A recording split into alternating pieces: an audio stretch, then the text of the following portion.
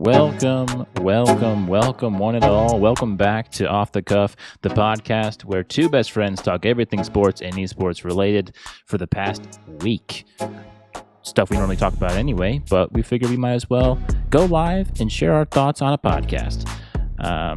My name is JT, and joining me as per usual is my best friend and co-host, Hylander. Hylander, how's it going, buddy? Pretty good. How's it going with you?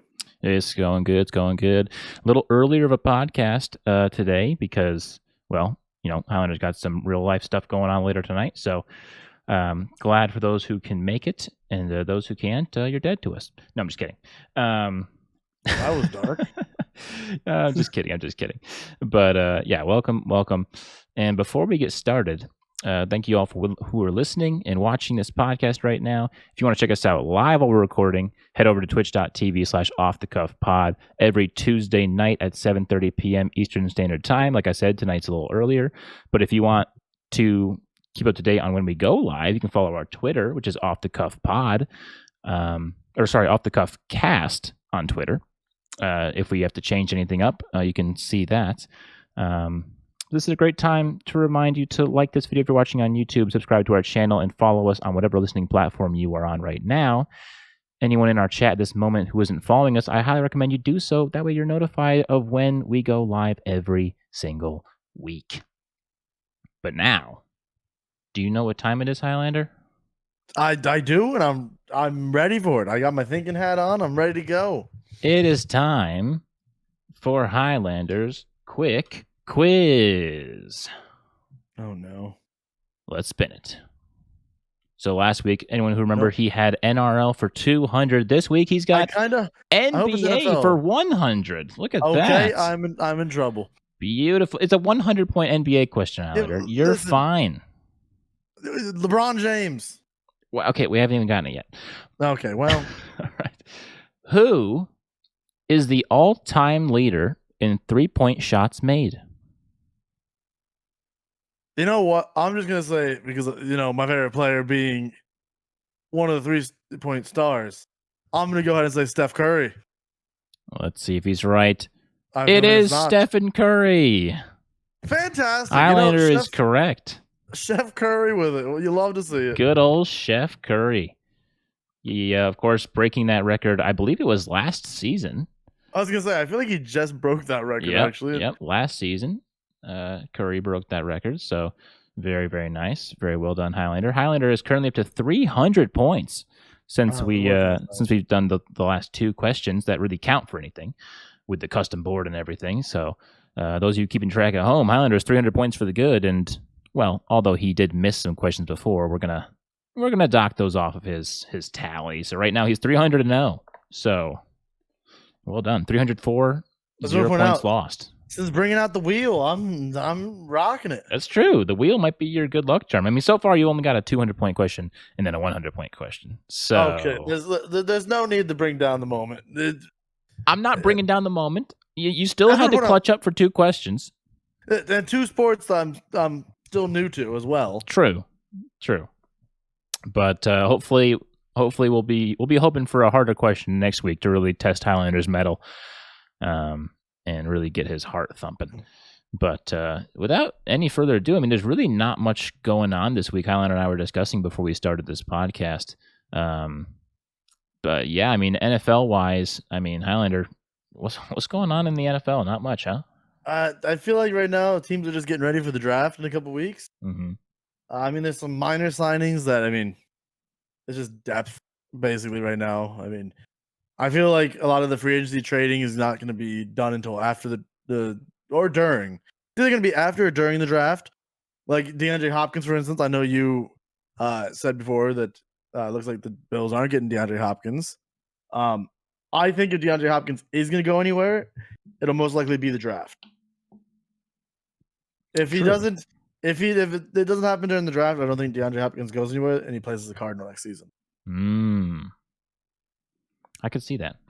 Yeah. So we had Bills not getting Hopkins. That's the only thing that I had as well. So, yeah. But there was something that was kind of interesting that I posted in our Discord. If those of you who are interested in our Discord channel, you want to check that out. I'm pretty sure we're off the cuff pod. So search for Off the Cuff Pod, and you'll see our picture there. So join our Discord, talk to us about football and everything. But I posted a little graphic from Twitter that I found, and it was start, bench, or cut.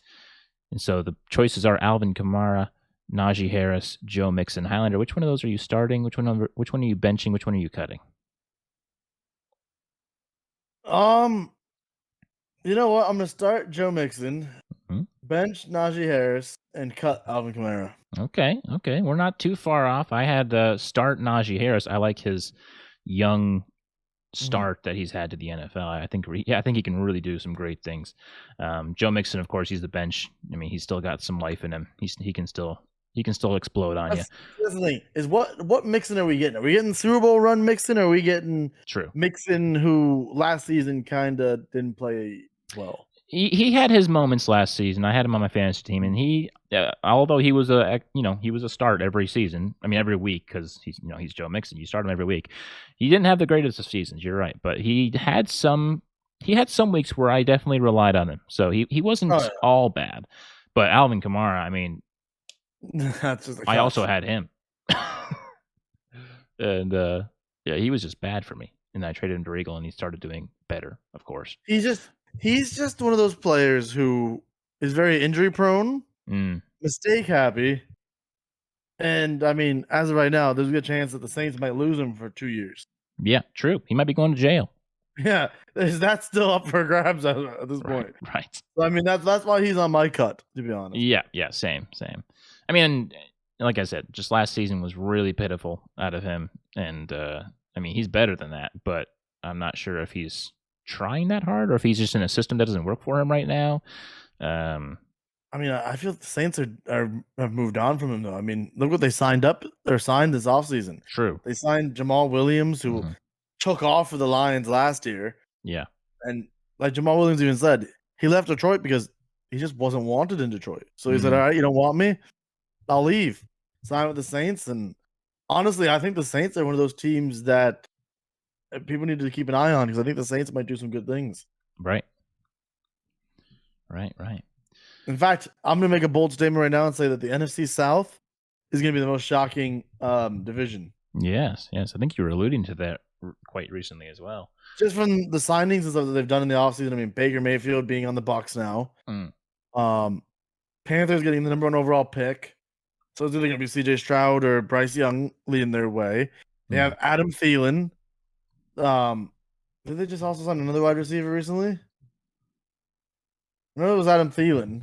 I swear there was another one that they just signed as well. Miles Sanders in the backfield. Yeah. Who was a really good running back. He is. I know they just signed a tight end. People sleeping on Miles Sanders. Oh, 100%. I mean, yeah, he hasn't done too good with the Eagles. He's had his moments where he does good, but I can see why the Eagles also didn't really spend the big money to bring him back when we have a bunch of talent on the team already. Right. With Gainwell, with Scott. I mean, we don't really need to spend that much money on Miles Sanders. It's sad because I would have loved to see Sanders play with the Eagles forever, but yeah, makes sense. It does. It does make sense. But yeah, I mean, other than that, I mean, we have the draft coming up. When is the draft, Highlander? Do you know off the top of your head? I believe it's April 25th, but let me fully look that up for you. That's Pam's birthday. That'd be amazing if it was. Pam's my wife, by the way. I haven't said that on this podcast, and I don't know why I haven't said it until episode 6. But Anyway, when is it?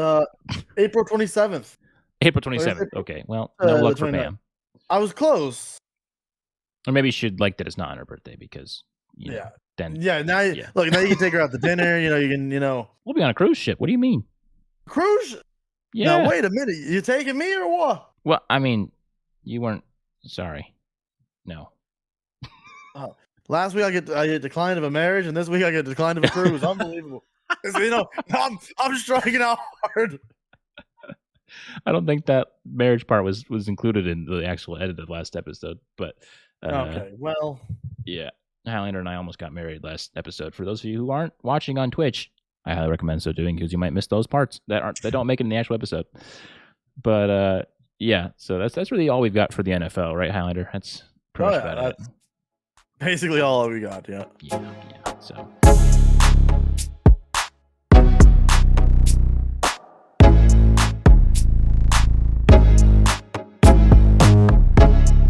JT, what's going on with basketball? Basketball, not much is going on with the basketball. I mean, we've got some. Yeah. I've got two new comebacks, I guess, if you will. Yeah, Okay. 2 new comebacks. So, as I have said before, we had Golden State Warriors All-Star Andrew Wiggins has been out for a long time. He's missed 21 games attending to a family matter. He never really said much about that, but I mean, not like it really matters either. Family matter is family matter. But so he's coming back. He's expected to come back. He's nearing his return. And he's supposed to come back early this week of April 3rd, April 4th. So he might be coming back sooner than later. So maybe tomorrow or whenever. But so that's a huge boost for the Warriors, of course, because, just like last year, they got hot at the end and they ended up winning it all. So bringing on Andrew Wiggins and his power, and especially if he's been like not just resting for the past 21 games, but like still working out a little bit while attending these family matters, like he'll come in, rejuvenated and ready to take them far, because he was a big deal in last year's finals. So excited to see him come back. We also had another return. Kevin Durant came back this week as well for the Suns, so that's a huge boost for them. And Kevin Durant being Kevin Durant, he played fantastic in his first game back.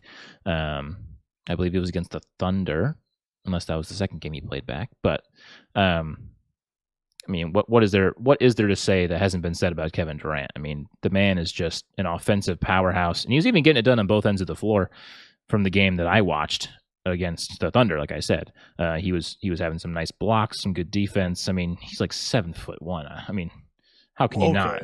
I mean, I don't think he is 7 foot. He's like 6'10" maybe, but like that's a big man for how right there. big he is and how like athletic and just seamless his offense is. Like, it should be illegal. It really should be. I mean, Kevin Durant is probably my favorite player to watch in the NBA right now. I mean, he has been for the past couple seasons. I mean, even back when he was on Golden State, I mean, he was just fun to watch, and that hasn't changed with whatever team he's on. He always goes out there and he thrills, he electrifies the crowd. So, so good stuff for the Suns. And I mean, I was watching the Hawks. It was the Hawks Mavericks game recently, and so the Hawks really needed this win the other night because all the other play-in teams had already won for the night, and so the Hawks really needed to win to stay, where they were in the play-in contention, because right now they're in 8th, I believe, which gives them that 2-for-1 chance at getting into the bracket. They're in 8th. So going against the Mavs, which obviously are a good team as well, they completely blew like their lead at the end. They were up by like 2-3, and they just kept fouling with like 5 seconds left, 2 seconds left. They would get to the point where they should win again because of a missed free throw, where they were down by 1, and then they would foul again on like an inbounds play, and it was just it was bad. They ended up going into overtime, ended up winning it 132-130, but it was a crazy game from the Hawks and the Mavs that should not have gone into overtime because I mean, you got 0.4 seconds. It's an inbound play that they need to just tip into the basket. You shouldn't be fouling there, and they fouled. And thankfully for them, he only made 1 free throw, so he didn't just win it right there.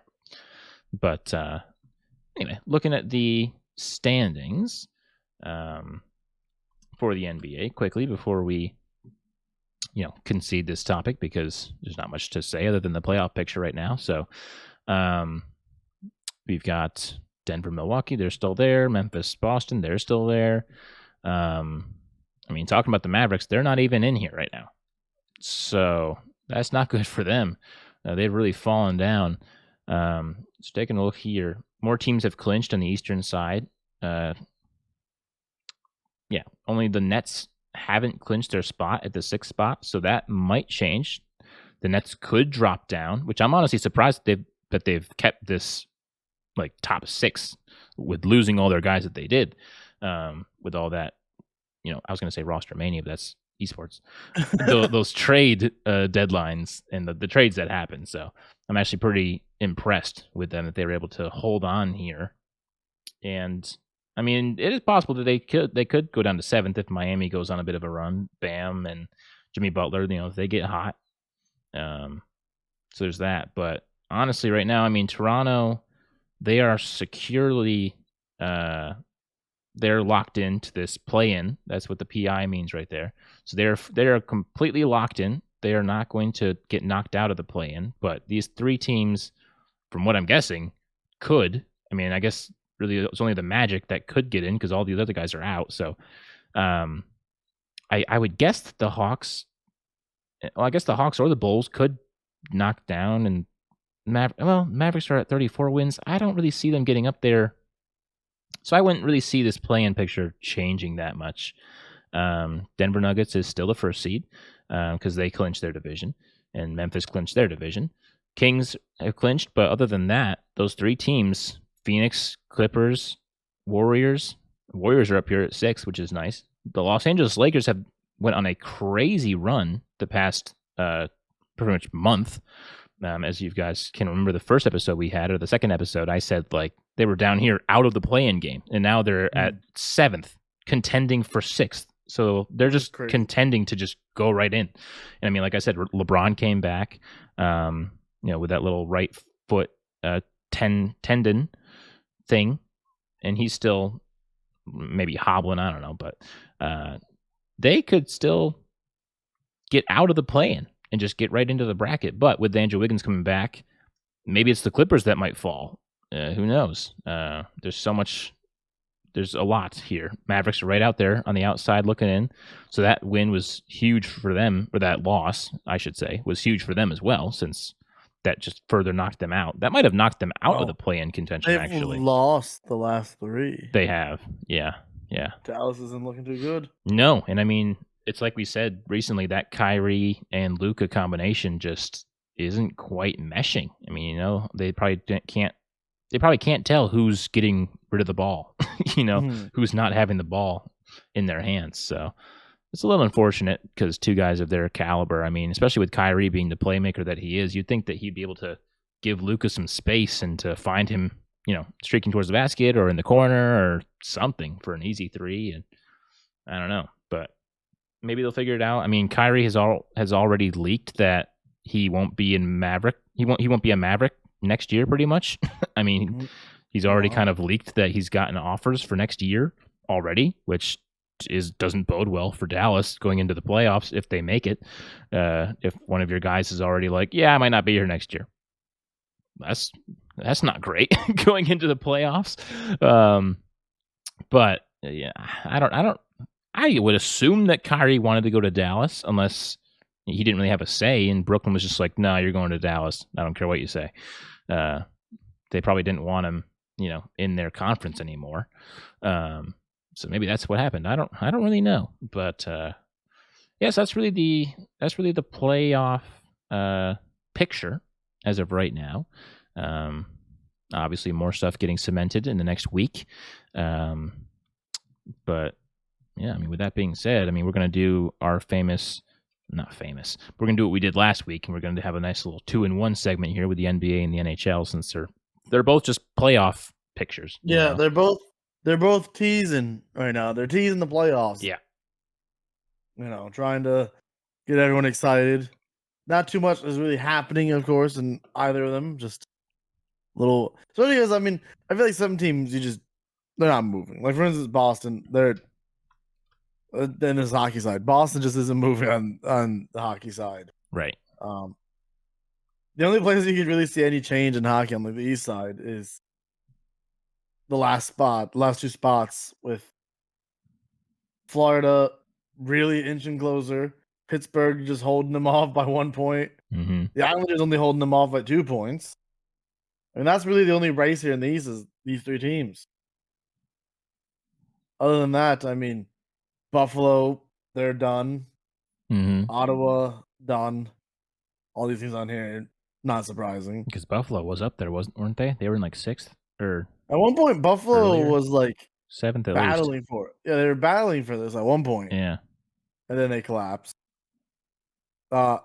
Western side, we've got some playoff clinching areas Quite a here. lot, yeah. As now we've got 5 who clinched. So Dallas made it. we only have 3 positions left. Seattle's dropping hard. They are. Hopefully Seattle doesn't fall out, because I watched the game the other day that Seattle was playing in, and everyone was like hyping them up and like, Seattle gonna make their first playoffs. I was like, oh, could you imagine if they somehow drop out? After all the hype of being like, oh, Seattle's gonna make their first playoffs this year. Well, they gotta Maybe finish not. the job. They gotta finish it. I mean, at Even least though- that gap between 9th and 8th is pretty steep. Yeah, like they would have to start losing. Oh wait, points wise, not really actually. I just saw wins. Points wise, it's really not that steep. Yeah, no, point wise, yeah, they're close. Well, I mean, look, this is where all the points come from. Yeah, so many tie or overtime wins. Losses, actually. Losses. I keep saying that. Don't worry, we won't teach you yet. But yeah, like Seattle, it's crazy because Seattle at one point was like 3rd. Yeah. They've dropped down to 7th. It's not looking too hot for the Seattle Kraken. No. Winnipeg, like Winnipeg's been like that quiet team that's like, yeah, we're just gonna try to cruise into the playoffs, Mm. and if we make it, we make it. Whereas Calgary is like, we need to make it. Mm-hmm. We need to. I mean, shockingly, the Blues got eliminated from playoff contention the other day, and that was like the first time in 5 years. Wow. That they've been eliminated from the playoffs. How come there's no little like marker by their name to say like, yeah, they're knocked out? I don't know.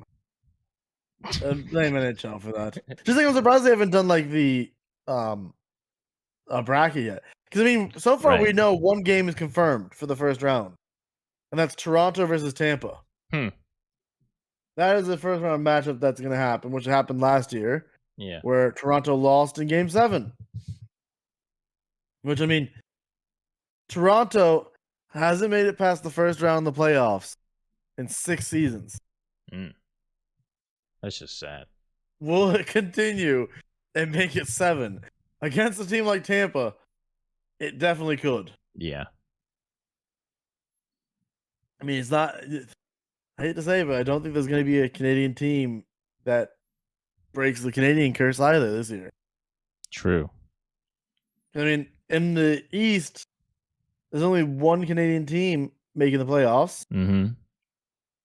The West is the best chance of Edmonton with Connor McDavid. And then either there most likely will be 2 in the West. So 3 in total. Out of the 7, right? I'm pretty sure you said 7. The Toronto, Ottawa, Montreal, Edmonton, Winnipeg, Calgary, Vancouver. Is that 8? I don't know. We need a math check. Bruins Cup champs. Hey, I agree. I don't see it not happening, to be honest. They're insane. Yeah, I don't see any team beating. I think that was 7. I want to say that was 7. But probably. Yeah. Anyway, speaking of the Bruins, though, my team, they're only 3 wins away from breaking that win record. True. This is also true. Love that. 5 games left. I mean, it's very possible. Pretty sure it's like a 100-year thing as well. Mm-hmm. That it's been lasting. So I mean they only have 17 losses in the entire season. That is just absurd. It's disgusting. It's absurd. I mean, that how similar is this to you of like Golden State going like 73-9? I mean, that was definitely a better record per se, like basketball versus NHL, but like, is this on the same level of just dominance? I feel like for hockey, it's harder because to get a full team to play that well as what Boston is doing. Mm-hmm. Like, because let's be honest here, in hockey, it's not really like how in basketball you can have your one star player, and then that's about it. Mm-hmm. Or you have other people just helping the star player succeed. Hockey, you have to have like the whole team's got to be going, and Right. not just like your first line, but your second line, your third line, even your fourth line has to have like players that are stepping up, Some good doing things. players, yeah. They got to hold their own. They got to not let them score all the That's what I time. You know, I mean. mean, And Boston has shown that they can do that. I mean, I would say a hot take like NHL is probably more taxing than the NBA. I mean, I would say that it's harder. I mean, they're both working on both ends of the floor and the ice. Like they're both working, but NHL, I mean, you have extra pads on. You're getting slammed into the boards. Like it is a physical sport. And you're constantly moving. Right. Whereas the NBA, you're stopping every 2 seconds because of a whistle, because of a foul. I mean, that's not really going on. I mean, and when there's a penalty in the NHL, it gets faster, you know, with Yeah, power plays. So I mean, it gets faster, it gets more taxing. So like that's the thing. when a penalty happens in the NHL, it doesn't relieve you of anything, you know? I mean, like, yeah. So I mean, I would personally say that the NHL is more taxing Oh on yeah, your body, which is why we don't see teams go to like that 70 win mark because it's just yeah. impossible. I mean, the way the Bruins are doing this next season, don't say impossible. True, true. But I mean, people weren't very high on Boston this year. I mean, they thought they would do okay, but like they didn't think this. I mean, Boston really didn't do that many crazy changes. No. Boston kind of kept their squad, which I mean, again, they still have Pasternak, who, in my Mm-hmm. opinion, is one of the great forwards in the game right now. Mm-hmm. And then, of course, you have the veteran in Marchand, who his job is just basically get in the enemy's heads, Right. and he does a good job at doing that. And I think he'll continue to do that along the way to this cup. Mm-hmm. But looking at these East teams, I don't see a team here that's gonna beat them in a best of 7. Right. Like the only team that I could really see them like coming close to doing it would probably be a team like Toronto, if Toronto could get past the first round. Yeah. Yeah. Which Just because Toronto does have a really talented like roster. right, right. I mean, speaking of well, not Toronto, I guess. I'm thinking of Tampa Bay. The last team to tie the record, they got knocked out in the first round. They got Yeah. swept. So like I hope Boston isn't exerting all their energy to get this record. I doubt they are. But I mean, it'd be like one of those nice things if it happened, you know? But like I hope they don't exert all their energy to get this record and then just completely flop over to, you know, Pittsburgh or Florida or whoever ends mean- up making that 8th spot. In all fairness, though, Mhm. Columbus that year, when they 4-0'd them, Columbus then went to the Eastern Conference Final and lost in the Game 7 Right. to Tampa. Or no, to somebody else. Sure who it was. I think it was Pittsburgh that year. I don't know. Marshall's in But here. it was He still could tell us.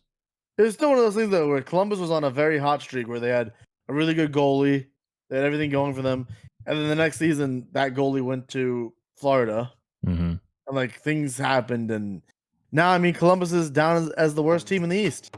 Yeah.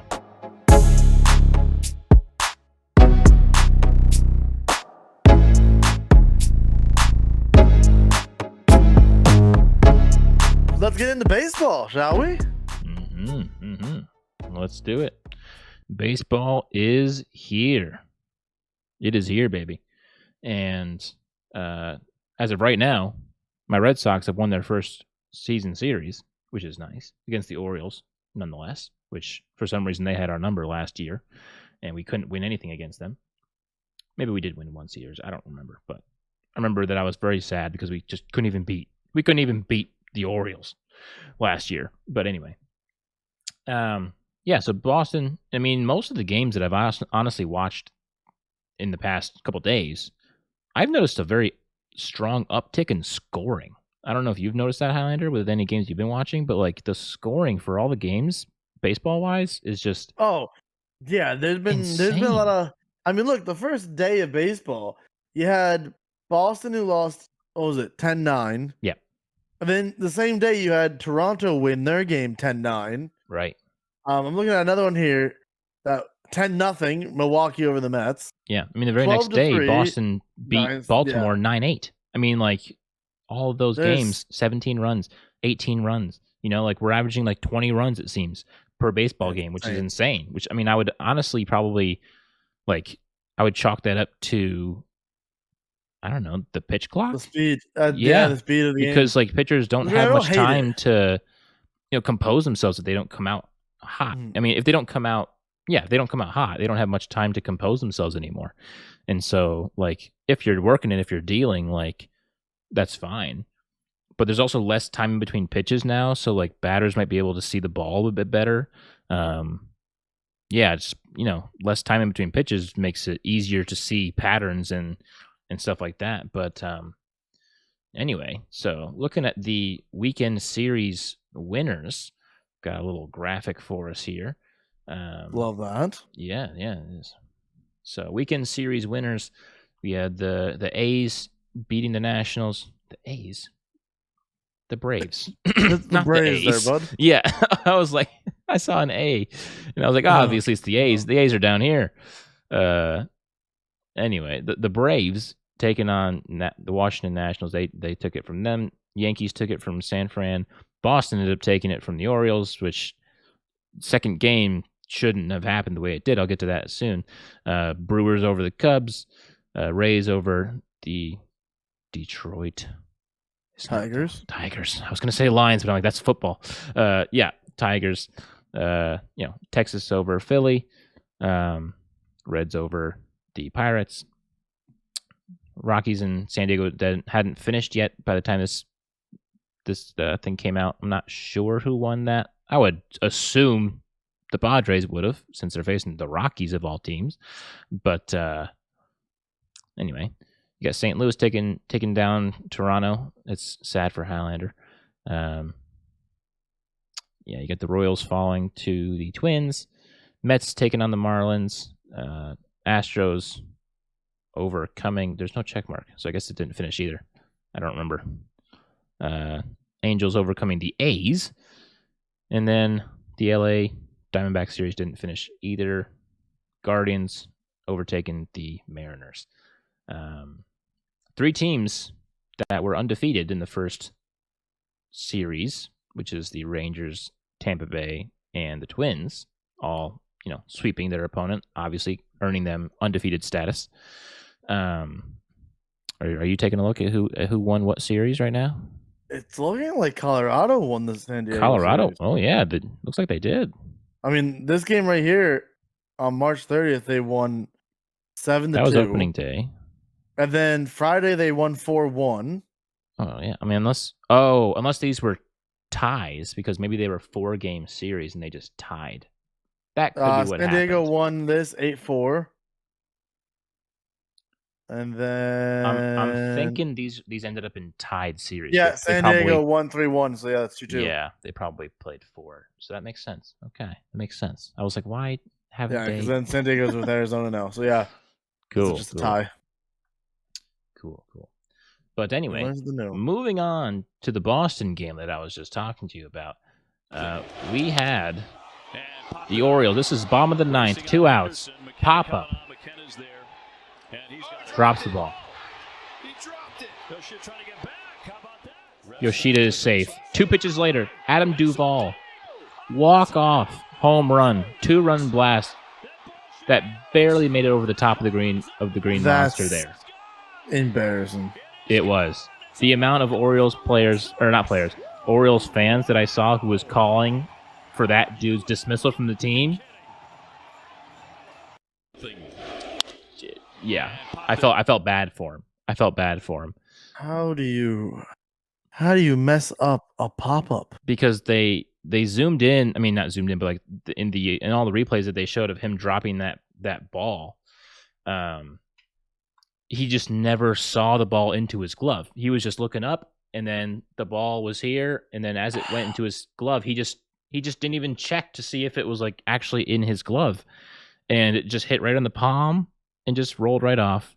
And so, I mean, huge break for the Red Sox there. I mean, and what a way to capitalize on such an error too. I mean, Adam Duvall in those first 2 games, the first series, honestly, Adam Duvall was a monster for us. I'm pretty sure he was something like, I don't know, like 8 for 12 or something at the plate. So like he had a crazy opening series for us. Hope he continues that, obviously. But yeah, so that was a crazy end to the second game of the Boston season. And but I have the opening day 15 opening day contest came in at an average of 2 hours and 45 minutes. Not bad. So that beat You know, last year I by gotta say, 18 minutes shorter I than was the regular season I was games. watching a couple games, Hmm. and the games do go by a lot faster now. Oh, they do. I mean, they don't have much time anymore to, lollygag or dilly dally. So, like, I'm all for it. It was Oh great. yeah, and again, I'm not against the whole high scoring either, just for the fact of, No. I mean, 1-0 games used to be really boring when like you Oh, watch the yeah. whole game for a 1-0. Whereas like some of these games are ending like 12-11, for instance, of like Cleveland versus Oakland. That's a game. Oh, that's a Like that's game. a game. You know, for a fact, that's a game. You're sitting on the edge of your seat. I mean, I went 10 innings that I just seen. Yeah. But again, that's just you're just gonna be sitting there going, "Oh, what's gonna happen next? Who's gonna get that big hit?" Right. Right. Exactly. And I mean, like, especially with the offense being that crazy, I mean, like, it's anyone who could have that big hit. Mhm. I mean, anyone at any moment in time could just pop off and just, yeah, kill that ball and go crazy. 'Cause I mean, like the amount of home runs too that I saw just Mm. from the Boston series. I mean, there were so many home runs, especially in like one inning. I'm pretty sure Chris Sale, I think he ended up giving up 4 home runs in his opening debut. Not all in the same inning, but I think there was at least 2 in the same inning. Tanner Houck, another starter for us, he gave up 2 home runs in the same inning. Um, yeah, so I mean, like, I honestly think that this pitch clock is either getting into the pitchers' heads, and Mhm. so who knows what will happen as the games go on and the nerves go away with the pitch clock and they settle down. But as of right now, I Yeah. mean, we're Curious to see if experiencing an I'm offensive curious paradise. curious to see if there will be a no hitter this season I bet there for will. this pitch clock.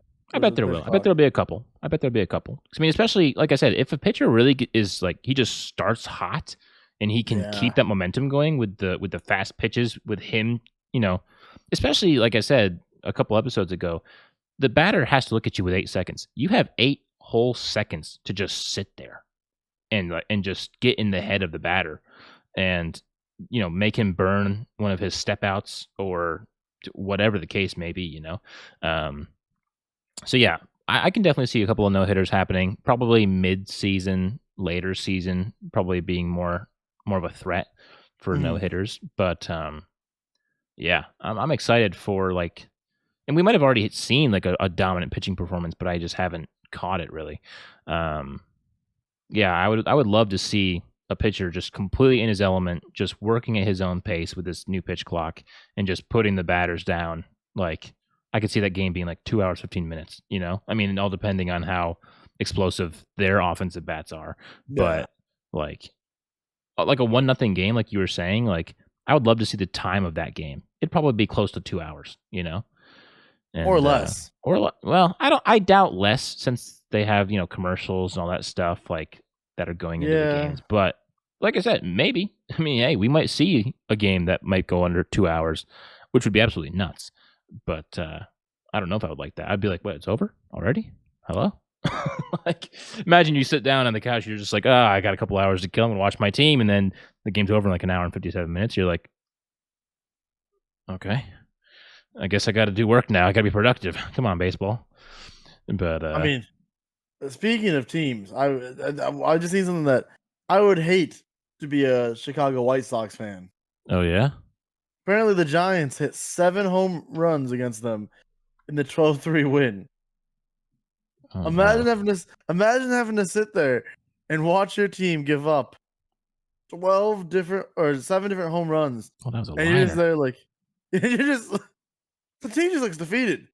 The Yeah. more the home runs go, the more Chicago just looks like, "Can this game end, please?"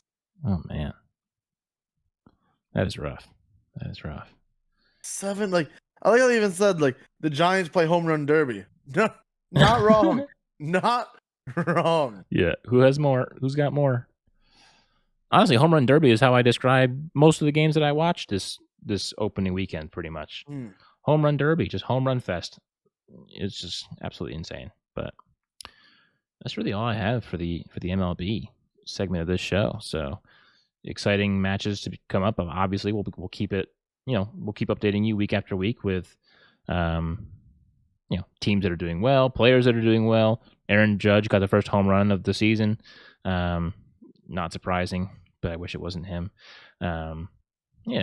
So interesting, exciting stuff for baseball, and can't wait to break it all down for you in the weeks to come, months to come.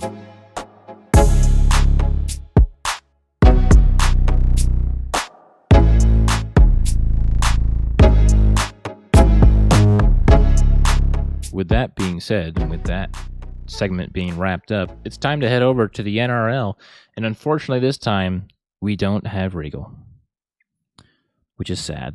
Regal had to work this morning. Well, for us, it's afternoon/evening, but for him, it's morning the next day. So absolutely wild how time zones work. But so we wish you well, Regal. If he's watching this, he probably isn't. He's probably sleeping or getting ready for work, one of the two. But anyway. Or has his hand in the cookie jar, one of the two. His hand in the cookie jar. Oh, man. But let's go over these matches, Highlander. I know there wasn't too much going on that you saw. Or you weren't as invested this week, you were telling me, just because of other things going on. Yeah. But I went to bed early for everyone at home that's curious of why I didn't watch the games. Right, because the NRL games for us over here in America start at like 5 a.m., 3 a.m., 5 a.m. Yeah. And normally Highlander's up watching them, so you got to give kudos to our NRL guy over here. I watch pretty much like the recaps that get posted the next morning. I'm just like, what happened? And then I watch the recaps, and that's good. But yeah, so let's. Oh, geez, I just broke my chair almost. But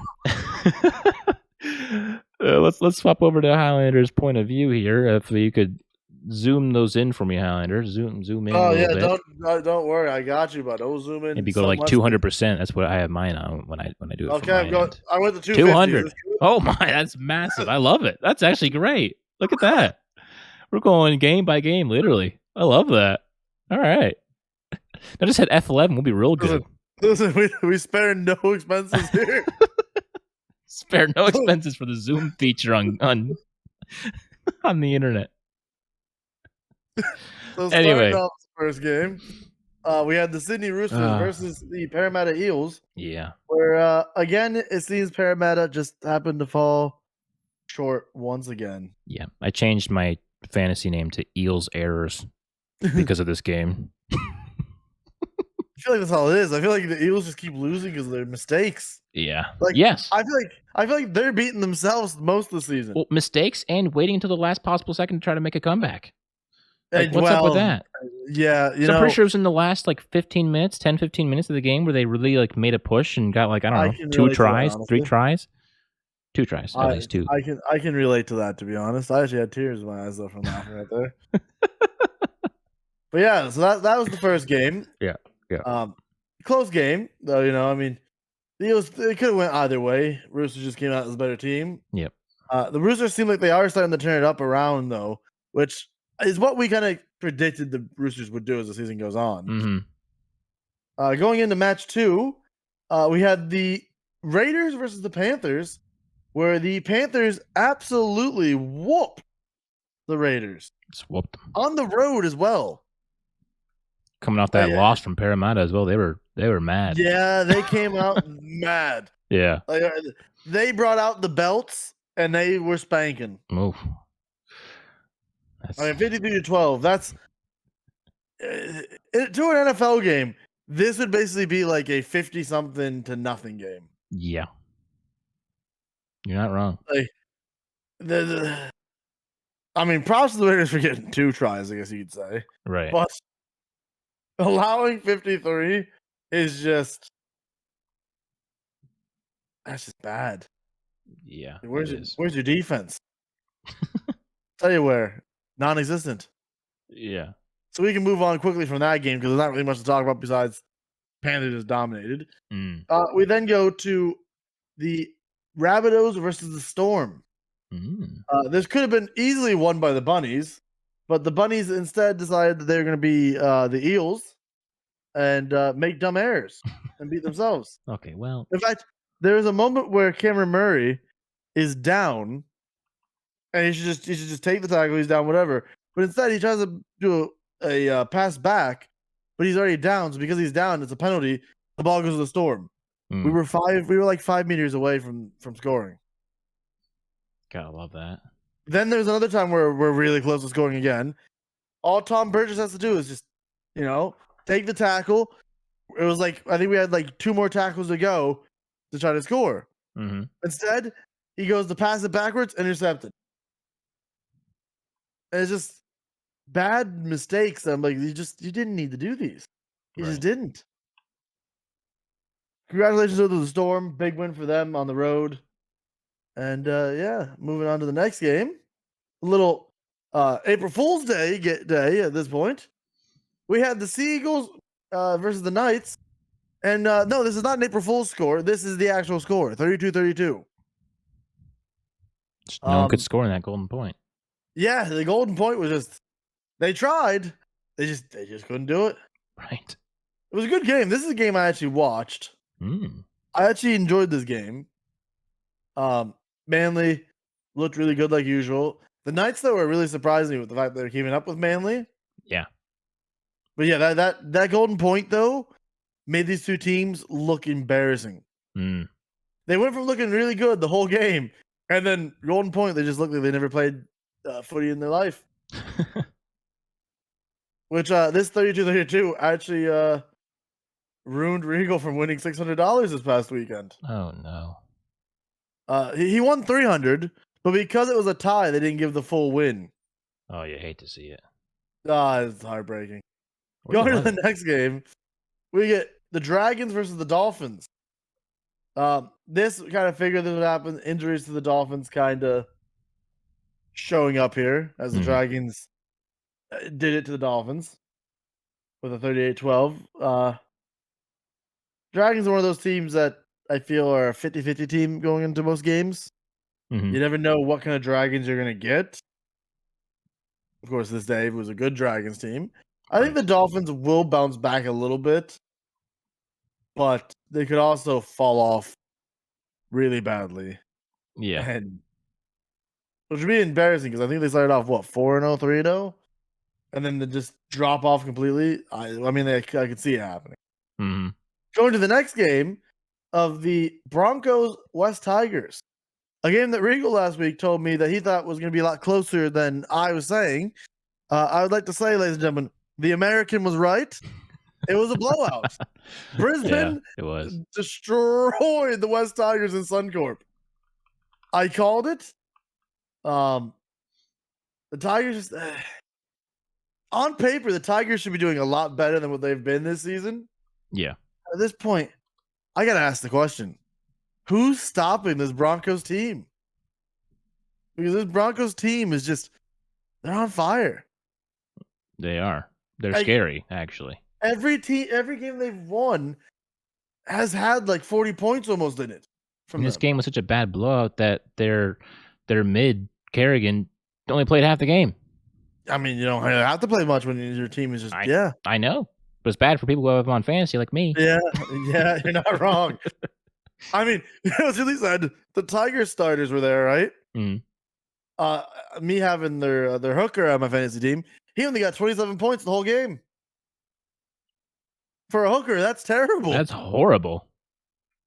That is for those of you who don't know, for NRL fantasy, it's a little different than like NFL fantasy. You know, like 20 points is great for NFL fantasy, but players average about 40 points for the NRL. 30 to 40 is what fantasy. You really want. Yeah. From a lot of your players. 20 is like someone scoring 8. Like, pretty much. I want to point out to comparison, Damian Cook, I think, had 71. He's also another hooker, but he plays for the Bunnies. And the Bunnies score was 10-18. he had 71. The Cowboys hooker, Reese Robson, had 73. Mm-hmm. And I think that game was a low scoring game too, if I remember correctly. We haven't gotten there yet, but like that's just an example. So like you see these 70 scores and then 27. Mm-hmm. The West Tigers, they really need to get something going, otherwise they're gonna win the spoon 2 years in a row. They might. Which last year was the first time the Tigers ever won the spoon. Mm. And you know what? They look like they won it again. I mean, it sounds like a good thing, but it's not. The wooden spoon is the worst the wooden team spoon, yeah. in the Yeah. league. I kind of wish, I mean, I've said this to all the Australians I've talked to. I kind of wish they actually gave out a wooden spoon to That'd the be worst amazing. team. Because what an insult to make you want to do better the next season if you got a wooden spoon. Kind of like a big key to the city, but it's just a wooden spoon. Yeah, exactly. Going on to the next game, though, we have the Sharks hosting the Warriors in what I would call the most shocking turn of events as the Warriors beat the Sharks.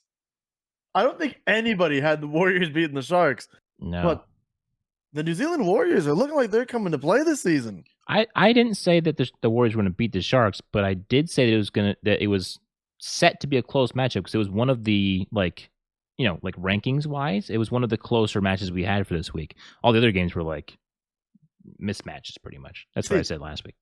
I said this, that I think the Warriors might actually do something this season and be a surprise team. Rigo told me that he doesn't think that they're going to last much longer, and sooner or later they're going to fall apart. I don't know. I feel like this Warriors team is showing a lot this season that I think they're going to actually surprise a lot of people this season. Mm-hmm. Going to the final game of the season, or the week, we had Bulldogs Cowboys. I'm pretty sure Rigo and I both on the podcast last week said we could see the Bulldogs winning in an upset here. And surprise, surprise, Bulldogs won it in a Golden Point, I believe. Golden Point, nice. I mean, the Bulldogs are, again, one of those teams that, on paper, they should be doing better than what they have been doing this season. Mm-hmm. Again, though, they won a Golden Point against a broken Cowboys team. Mm-hmm. So I don't really know if I could take this win for like, oh, the Bulldogs are turning it around. Here they go. When the Cowboys didn't have their fullback yet because Drinkwater is still suspended. Right. Nanai wasn't in this game because he was suspended. So when you look at that, you're like, yeah, the Bulldogs won by 1 point. But if the Cowboys have their starters, maybe this 14 is a 20-something. Mm-hmm. Again, you got to give credit where it's due. A win's a win, though. So, I mean, congrats to the Bulldogs. Oh, yeah. For that. With this, though, I think we should have a look at the ladder. I think I have to zoom out for this, though. Actually, no, can I do it? Oh. Uh-oh. What are you doing? All right, we're having a look at the ladder here. Okay. Oh. Hold on. I think we could. Oh, whoa. Wait, No, did you finish the matches? Yeah. Oh. That was the last match. Was the Bulldogs. Where was I? Sleeping, probably. Probably. Here we are, though, with the ladder. I can zoom this out a little bit more. Yeah. I'm zooming in. Oh, you're zooming in. Oh, no. Professional. So, as you can see here, we have the Broncos in first. Again, not surprising. A shocking event. The New Zealand Warriors are in second. Yeah, that's crazy. The Sydney Roosters in third. The Manly Seagulls in fourth. Penrith, the two-time champions back-to-back, are in fifth. Storm jump up to sixth. Dolphins drop down to seventh. And Bulldogs are currently in the eighth slot of where, if the season ended today, this would be your top 8 in the playoffs. Mm-hmm. It's crazy to think that the Titans are right there about to be the ones that are about to break in. And it's crazy to see teams like the Sharks, Bunnies, Cowboys, and Eels down here. Yeah. These are things you would never think you would see in a season. It's very sad. Very sad to see these. Even though I think the Sharks are going to have more of a push coming up because since getting Nico Hines, I mean, that man has really changed that team around. Oh, for sure. Yeah, that's the NRL. Well, that's the NRL right now. For next week, NRL matches we've got are Storm Roosters Thursday night. 6th taking on 3rd there, so that should be a pretty good game with how the Roosters have came. We also have a little bit of interesting fact there. Brandon Smith, who is the hooker for the Roosters now, was the hooker for the Storm last few seasons, where he shared time with Harry Grant. So Harry Grant and Brandon Smith will be going up against each other for the first time. Nice. Love that. Then for the first Friday game, we've got Bulldogs versus the Rabbitohs. I mean, with how much the Bulldogs are scrappy, Highlander, this could be a dangerous game for your bunnies. Yeah, it definitely could be. Could be. But I see the Rabbitohs pulling it out and taking the win here. I see. I was going to point out something that one of our key players just said an hour ago was, "I'll try to run him over." Talking about his childhood hero. So Koal Matungi said he's going to run his childhood hero over. Josh Reynolds? Yeah. Nice. So, I mean, when the Bunnies are coming out with that kind of attitude. That attitude will get you far. I'm kind of worried about what's about to happen to this Bulldogs team in a way. Yeah. Then the second Friday match, we got the Cowboys going up against the Dolphins. Dolphins dropping a little bit here from the hot start that they were at. One. Yeah? You think the Dolphins are on their decline right now? Yeah.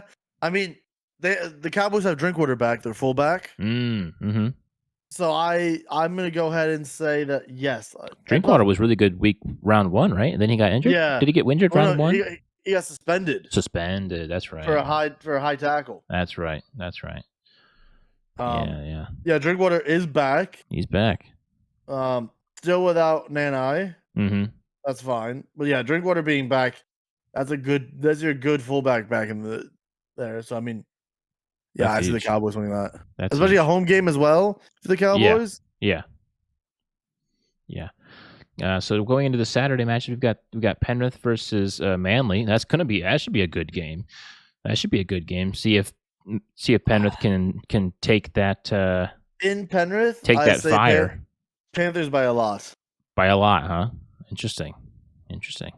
See if the Seagulls can cling on to their early success here. Next Saturday game we got lined up: first place Broncos versus 16th place Raiders. I mean, in Suncorp as well. Yeah, in Suncorp. I was looking at the injury list recently, and the Raiders have pretty much their whole entire team out. Practically their entire. I'm pretty sure they have at least 6, if not 7, players who are on the injured list right now for the Raiders. So, this is gonna be Broncos by a lot, and probably gonna be the same. Probably going to be the same thing we saw last week. If not worse. Honestly, with the Raiders. And then the first Sunday game, we've got Titans going up against the Dragons. That should be a pretty tight match. I see the Dragons taking this one, maybe. I see the Titans taking it. You see the Titans taking it? Okay, interesting. A home game for the Titans, the way the Titans have been playing, I think Titans take it. True. Very nice. And then second Sunday game we got going on. Yeah, second Sunday game we got going on. These times mess me up every time because Monday, but that's not. Well, no, this time there actually is a Monday game. There is a Monday game. Okay, NRL, you're messing me up. It's because there's a public holiday that they're playing on. Oh, I see. Okay, so what would normally be the last match on this Sunday, we have the Knights going against the Warriors, which. I mean, is this a bloodbath too, Highlander? But maybe not, since they're in Newcastle. Honestly, I see this game being a lot closer than a lot of people also think, because Lachlan Miller has been doing some crazy things for those Knights. I mean, look, the Knights tied the Seagulls last week, 32-32. Don't be surprised, and that was on the road. With their home crowd here, I could see them being the one that upsets the Warriors here. Yeah. True. And then the last match, which would normally be on Sunday, which is on Monday. Thank you, NRL. West Tigers going up against the Eels. The Eels should win this. This should be a bounce back game. 100%. I mean, it has to be. If not, then I'm very scared for the Eels season. Yeah. Because we've had a couple of games this season that we should have won. And if we lose against the Tigers, then if the Eagles lose this game, they're missing the 8. Yeah. That's a solid. Even though it's still early in the season. Yeah, very early. I just feel like if they can't get past the Tigers now, right. I mean, this is round 6. How many rounds we got? 27, right? 27 rounds, 28 rounds. Something like that. It's something crazy. Yeah, so a lot of NRL still to be played, but if the Eels continue with this unwillingness to play defense, and this would just hurt their mental, I think, going further. Yeah, it would. Wait, they're playing in the Bunny Stadium in Sydney. Oh, no, why? The Acker Stadium is the Rabbitoh Stadium. Right. I know. It's in Sydney. Yeah. Well, yeah. Well, I mean, like 8 teams are in Sydney. All right, 8 teams are in Sydney? Yeah. Oh my gosh, I didn't know that. I mean, you have Penrith, you've got Sydney Roosters, South Sydney. Yeah. I thought there was just 2 teams because I knew there was the Sydney Roosters. I think the Bulldogs are also in Sydney. What does it say for the Bulldogs? It says, "Yep, Sydney." Okay, that's why their stadium's so nice because they got to host 8 teams. Oh, no, that's also the Bunny Stadium.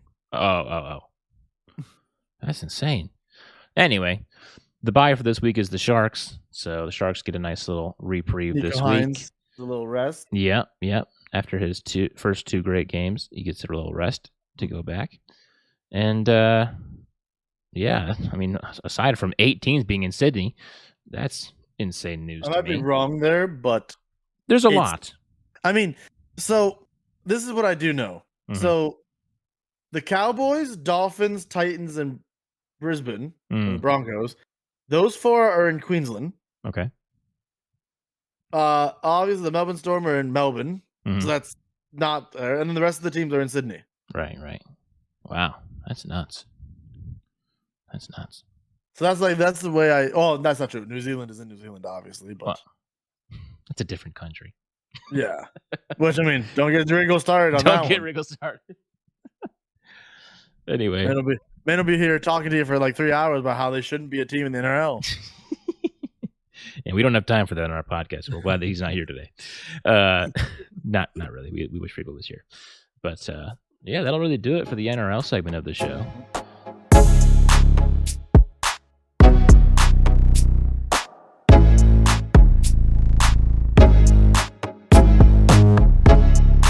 Let's get into the eSports. This is proving to be the fastest show in history, which, honestly, I'm here for it. Not even 6 o'clock yet, our time. But, yeah, so eSports news. Week 1 of the Major IV for Call of Duty has just come to a close. And with that, there has been some roster moves already, which kind of crazy. Boston, after not having the greatest start, I guess they're 0-2 right now. Yeah, but no, they're not. Yeah, they lost. Oh no, they're 1-1. They're 1-1. They upset the champs. They did. That's true. Yeah, so they're 1-1. This is why this move makes no sense to me. Right, but so there must be some internal drama going on with Vivid and the rest of the team, because Kremp, which I have no idea who that even is, he was on their academy roster. He joins the starting squad for the Boston Breach after they go 1-1 in week 1. So who knows what the reason is for that, because Vivid, who he's replacing, has been good this season. He's been very good this season. As you can see, there's this breaking point do these player cards, and this is his entire season so far. He's 87 overall, 14-12. I mean, he's not above a 1.0 for his overall KD, but I mean, you can't deny that the man has impact on the field, on the map. Yeah, especially in hardpoint. He can just go off and go on a tear and get you a cruise missile like that. And I mean, he's I don't understand. There must be some sort of internal drama going on, which is why he was benched. But who knows? We'll see. We'll see what Kremp can do, and who knows? Maybe he can make him a better team. I mean, they brought Beans in, and he made the team better. I don't know. My one thing on this is, I can understand how they started off 0-2. Yeah. But they lost to, in what my opinion is, a way better Vegas team. Now. Yes. And then they went up against the champs and beat the champs 3-2. Right. I feel like a change wasn't needed. No. Like, I feel like this is one of those things where they just kind of forced the change. You're like, we're just gonna force it. Mm-hmm. Maybe, but I mean, yeah, maybe. I don't know. But this is the standing so far as week 1 comes to a close for Major 4. In Major 4, this says the Minnesota Rocker home series, which, as you can see here, Minnesota Rockers sitting up here at 2-0. They had invited 2 teams over to their LAN area for this week 1, and they played both teams on LAN at their home of choice, and so they had a little bit of a home field advantage. It was in front of their crowd, right? Crowd was there. Yep. Well, they're in Texas, Wisconsin, I believe. Oh, Wisconsin. Oh, interesting. I didn't know Instead that. of Minnesota, they got a place in Wisconsin. Weird. That they rented for, which is a little weird, but I mean, they had a good fan base there because of it being so close. But yeah. But so they took on the Mutineers, which they 3-0'd them really handedly, and then they took on LAG, which they beat them 3-1. Which, I mean, honestly, if now is the time to go 2-0, I mean, these are the 2 teams that you want to do it against. I mean, that you would need to do it against, because especially LAG with their dwindling success and like just kind of their attitude. So like seeing Rocker get 2 wins is huge, but at the same time, the rest of their schedule, they could be 2-3 going into the major. I don't know. I would like to point one thing out. Yeah. In that Rocker LAG match, Mm-hmm. Joe DeCeves was an animal.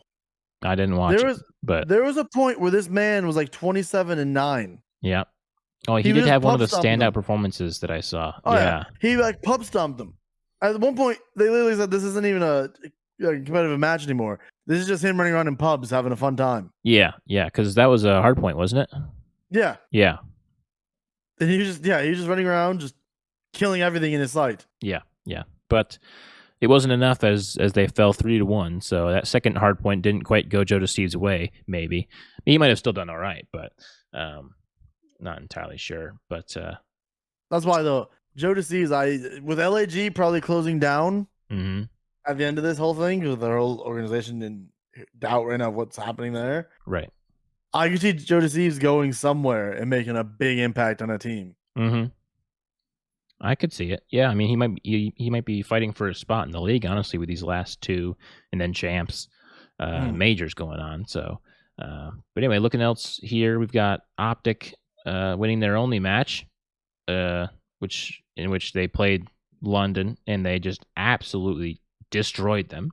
As you can see, London is 0-6 in their map count, so they haven't won a single map. And Optic actually set a record for a new hardpoint record, which it wasn't the lowest score of a hardpoint game, in which Optic won 250-68. They didn't even get 70 points, but Optic set a record in the first 3 hardpoints of a hardpoint game, getting 144 points out of a possible 180. That is a record for the league and for Optic that they have. So, in lieu of that dominance, it was like 144 to like 14, I think, at that point in time. And then they closed it out 250-68. So was not a good showing for London, which honestly this entire season hasn't been a good showing for London. But at the tail end of that hard point, I mean, you literally were watching the London players communicate as they were trying to break a hill, and it was like crickets. Even though you couldn't hear them, I could just imagine that it was just crickets. Like it was just sad to watch. It was sad to watch.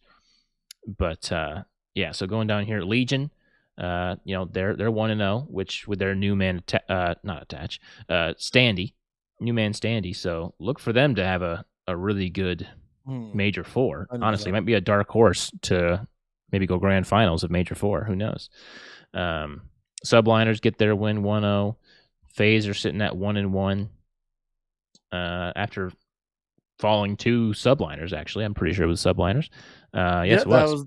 That was the game that messed That up was the my 3-2. pickings. Yeah. Yes. And so Surge also sitting at 1-1, Boston 1-1, and then the defeated teams, Gorillas, Ultra, Mutineers, and Ravens, which Ultra sitting down here defeated 0-2 after they just won Major 3. Not looking great for them. I mean, maybe teams have figured them out. I mean, it doesn't surprise me because back-to-back championships is hard to do unless you're FaZe in Cold War or unless you're LAT at the end of last year.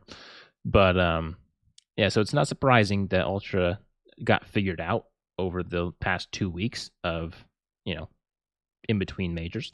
But I'm looking for them to bounce back as the rest of the stage goes on, the major goes on. So there's that. What is this here? So week 2 coming up for Major 4 introduces the bounty matches that I was talking about last week. And they fixed their little issue with LAT not getting one, I believe. Even though I didn't see any breaking news about it, I think they did it quietly. So Breach versus London, which that's not really a bounty week. That's just a free 10,000 for Boston. Florida versus Surge, which could be a pretty good match. You got Subliners versus Rocker, which could be a pretty good match. I see Subliners taking it. But especially if Rocker doesn't have that home crowd. Because I don't think they're doing that again. That one is the worst one. The next one, like the FaZe Ultra game. Then you got FaZe versus Ultra, which is... That's not a free money game right there. That's not, especially with the Ultra, the way they looked this past week. You gotta work your butt off in that one. FaZe is also very vulnerable because recently FaZe, their hardpoint game has just been abysmal. I mean, they haven't been able to win many hardpoints at all over the past 2 majors, honestly. This whole year, actually, their hardpoint game has been lacking. They've really been getting it done in Control and Search and Destroy. They've been Nesloing teams 2-3-5, so that can't continue for Atlanta FaZe because Ultra, we've seen them, they love hardpoint. And so if they can win both hardpoints and get a Search or get the Control, then it could be lights out for Atlanta. Then you got Paris versus LAG, which once upon a time I would say LAG is taking this, but now I said Paris. It's Vegas. Or Vegas. Vegas, yeah. You got me saying Paris now. They need to change this logo because I just see Paris when I see this logo. They should change it because that does not remind me of Vegas in any way, shape, or form. But anyway, then the last bounty match we have, which is LAT versus Optic, which another game that's not free, is always a banger. It's always a banger, and I'm excited. That's going to see map 5. Oh, 100%. Probably. And if it goes map 5, I see. Oh no, I was gonna say LAT, but honestly, with the way Optic are looking recently, they're scary. They are scary. Unless the Thieves keep up the way that they've been looking this past week 1 here, where they 3-0'd London and 3-1 the Surge. Yeah. If they keep playing like that, but 3-0ing London is not a hard thing to do. Yeah, no. But 3-1ing Surge, that's a little bit more impressive. Yeah. But that's insane to me. They both have one thing in common, that they 3-0'd London. London. So they're both coming in being like, yeah, nice job, man. 3-0, attaboy. But no, they're going to be at each other's throats like they always are. Look for a game 5. That seems to be in the cards. And so that's week 2. Moving away from the Call of Duty League, looking into Fortnite creator mode. Activision has started to DMCA and request removal of Call of Duty related content in Fortnite creator mode. So for those who don't know what this is, with the launch of Unreal Engine 5, right, Highlander? Oh. Yes, Unreal Engine 5 and Yep. Got a little technical difficulty. I gotta hold on. Are you sharing your screen? I need you to share your screen again, buddy. Oh, wait. Why did that end? I don't know. What in the world's happening here? Okay, 1 second. Chaos is happening. Chaos What's happening happens. here? Yeah, the camera is dependent on the screen being shared. Come on, let's watch it. Let's not do that though. Okay, here we go. We're back, and slight technical difficulties. Well, yeah, there we go. But we're here. We're back. So anyway, so with the introduction of Unreal Engine 5 and Fortnite coming out saying like, hey, you guys can make whatever you want in Fortnite now. Somebody made this classic Modern Warfare 2 Rust map. Oh, it still looks so and it good. looks so good. It really does. It doesn't look anything like Fortnite. Kind of does. I mean, it look does. At the camo. Look at the camos that they did as well. Like the dark matter looking camos. Yeah. Sick. Yeah. Which, I mean, for this, it's just, it's Activision just being mad that other things, other people are making content that are better than their content. So yeah, they're doing DMCA takedowns on all this stuff that's going on for Fortnite Creator Mode. Sad, but makes sense. Ultimately, businesses, they do what they got to do.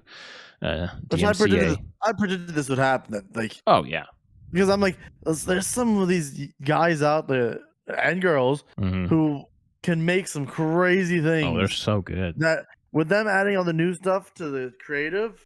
Yeah, no, I knew that this kind of thing would happen. Yeah. I mean, I don't have time to look it up right now, but for those who are listening and are interested in seeing what people can do, Roblox, which people know the game Roblox, it's a very like pixely kind of platformer, whatever. People have made a Call of Duty like game inside of Roblox too, with updated like textures and shaders and stuff, and it looks phenomenal. So if your spare time, pause this video, pause this podcast recording, and look up Roblox Call of Duty remake. Pretty much, you'll probably find it. It is stunning what someone has done with that Roblox engine, but making a completely better Call of Duty than Call of Duty has done in the last couple of years. I mean, you remember what the main guy from Fortnite said? The future of gaming isn't from the big monopolies, right? But the future of gaming is from us together. Yeah. And you know what? Seeing what I've seen from this Unreal Engine and creator mode so far in Fortnite, oh man, gaming is going down a whole different path that I don't think people are ready for. No, they're not. They're not. But speaking of Activision and Call of Duty, Ricochet, which is the anti-cheat for Warzone and Call of Duty, implemented a cloaking feature that is used to hide legitimate players from suspected hackers. So as you can see in this little clip right here, this guy who is suspected of hacking is... oh, geez, that's really loud. I'm sorry. Suspected of hacking, shoots this guy once. The guy goes completely invisible, and the hacker can't see him. But meanwhile, the guy is still there, and he is free to take aim and fire at the hacker and kill him. Wait. Why do I love this? It's great. It's pretty great. It's pretty amazing. It's funny that you put this here, because I seen a clip earlier that means that someone exposed themselves. Yeah. Because they put a thing going, somebody just disappeared in front of me. So he's a suspected hacker then. And I'm like, now that I see this, I'm like, wait, now I know what this means. Which, I mean, I don't know how, Ricochet gets people who are suspected hackers. I'm guessing it's like accuracy, maybe kills per minute, maybe. I'm gonna not entirely sure. Force, maybe, yeah. But I mean, say you're having the game of your life. You're just finding people left, right, and center. You're killing people. All of a sudden, boom, someone disappears in front of you. You're just like, bro, I'm not hacking. Like you just it just completely chalks the rest of your game because you get killed by some invisible guy. I'm not gonna lie, I would rage off the game. I would rage too, but at the same time, you'd be like, you know what? Fair enough, because I was going hard. I was going in. I mean, somewhat. I'd also feel honored, proud. Yeah, true. To be so good that you're suspected of hacking. Yeah, it's kind of a weird Reminds me of old school Black Ops 2 lobbies where I'd go off and I'd get told that I was cheating, and I'm like, well, Right. buddy, I would. You honor me for saying this, Right, but I can right. assure you, I'm not. Right. So yeah, so that's interesting from the Ricochet team, which have been, kind of called out over the last couple of years for not being great at getting hackers off of Call of Duty. But moving away from Call of Duty, we've got some Halo news. So we've had some 4K open series going on in the Halo space, and for the EU side of things, Quadrant took the most recent HCS open series. No idea who any of these guys are. I don't really know the EU side of Halo that much. I barely know the NA side of Halo, but surprise, surprise, aka surprise to nobody on the NA side of things, Optic Gaming takes the 4K, and so they just keep winning, and Optic is a very scary roster in anything they go into with Halo. With the last year winning the World Championship, and I'm pretty sure this makes that like their fourth, maybe fifth, tournament. I mean, this is really, it's only an Open Series championship, but it's not nothing, So good for the Optic boys there to win that, and we'll see what else they can do going on in the year. Which, honestly, I don't know what's going on in the Halo space. I don't know. I just see things like this, and I'm like, oh wow, that happened. Cool, great. I feel that. But yeah. So, getting away from Halo, we've got some new Overwatch news. A new hero, a new support hero is coming into the game. Lifeweaver is coming into the game, and change the game with an ability kit unlike any other when he launches with Season 4 of Overwatch on April 11th. So that's him, Lifesaver. No idea what he does. He gives me like a he throws flowers at people. He reminds me of like a druid / monk from WoW in a way. Interesting. Oh wow, he can grab people. He can grab teammates and pull them back in from going off the top of the map. That's pretty cool. That's pretty neat. You see him there. Oh, he's got one of those little. That's got to be his alt. There's no way. So I was right then. Okay. Wow, that's got to be his alt. He's laughing. Wow. For those of you who are listening, he just raised up a tank with a flower petal. That's got to be his alt. No, that's not. His E. His ult is a big tree. A big tree. Oh, there it is right here. There's the big tree. And I'm guessing that just gives life. Gives extra health. All right, so he's literally a druid from WoW. Wow. Basically. No pun intended with the WoW. But World of Warcraft for those who don't know. Wow, indeed. So yeah, interesting to see how broken he is when he comes into the constant healing circle. Just for his ult, I guess. Yeah. No, that's insane. Oh, if you don't lose it. Oh. If you don't LOS it, like line of sight it. Oh. Line of sight it. That's insane, actually. Yeah, so he's gonna be those hardpoint maps. Yeah. You pop your ult like that on there, your team can literally kill the other team, and never die. You're just being healed the whole time. Yeah. Well, that's crazy. He's gonna be broken. Like, no. Yeah, him and Kiriko. Oh, 100%. Yeah, 100%. It will definitely be him and Kiriko. And then if you maxed him up with Ramatra. Yeah.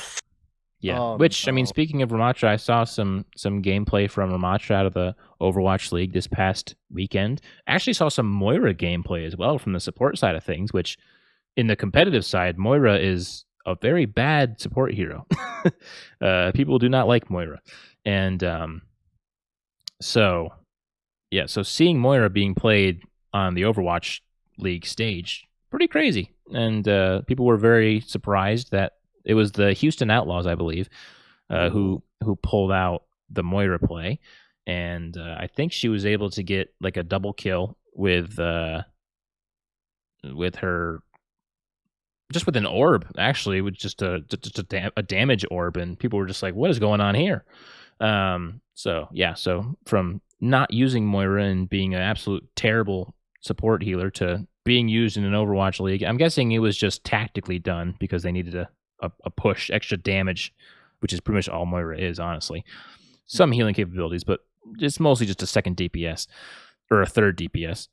Yeah, I see Highlander has a little bracket going on here. What are you looking at here, Highlander? This is the Pro-Am that's been going on. Oh, the Pro-Am. This is the final bracket that they've gotten from after week 2. Oh, yes, I see. So London, Florida. London versus Florida, Toronto, Boston, San Francisco, Houston, and Atlanta versus, is that the LA Gladiators? Yes.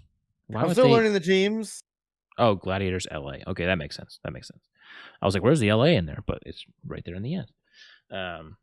Yeah, so honestly, I mean, with how Atlanta's been playing at the start of this year, I mean, I guess that was just the play-in, but I can see Atlanta taking that, going up against Houston, maybe, from the Shock, or going over the Shock. Mm-hmm. I think it's going to be your team versus my team in the finals of this. Yeah, Florida Mayhem. The Mayhem have looked really good so far at this. Yeah. Who do you think is going to advance from Toronto, Boston right there? I would say Defiant probably take it. I feel like Boston's going to surprise there. Really? Interesting. Boston did have a couple surprise moments. Yeah. Well, we are very new to the Overwatch League still. And so it'll be interesting to see how this goes. April 9th is the April 8th and 9th. Is that what I see? April 8th and the 9th? 8th and 9th is that. That's when that happens. That's when that round 1, round 2 finals goes down. So we'll definitely be bringing you updated news about that next week. But yeah, honestly, I mean, League of Legends, Ace has been working her butt off on supplying us with the knowledge and the know-how that we need to bring League of Legends updates, but there is so much to go over. Who knows what we're going to do? We might just have to bring her on so she can just spout off what's going on and then hop off. But anyway, that's really all we have for the esports section of the show.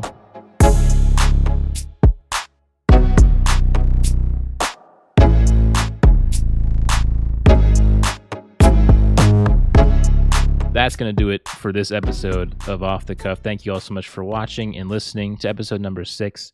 It's been a great show. We hope you really enjoyed it. If you did enjoy it, feel free to like this if you're watching on YouTube. If you're listening, make sure you add us to your list by favoriting, following, subscribing, or whatever it is you do to get notified of new episodes going on. If you're here now on Twitch and you haven't followed the channel yet, now is a great time to do so. If you want to catch us live every Tuesday at 7:30 p.m. Eastern Standard Time, go over to twitch.tv/offthecuffpod. If you want to find our full edited episodes of the podcast over on YouTube, it's going to be youtube.com/@offthecuffpod. Check out all the audio sites that we're on as well over on anchor.fm/offthecuffcast. And check down below in the description box for our Twitter and Discord links, and come connect with us on those platforms. But with all of that being said, there's nothing left to do but close out the show. I'm JT. He's Highlander. Hit us with that smile. He is. And we'll see you next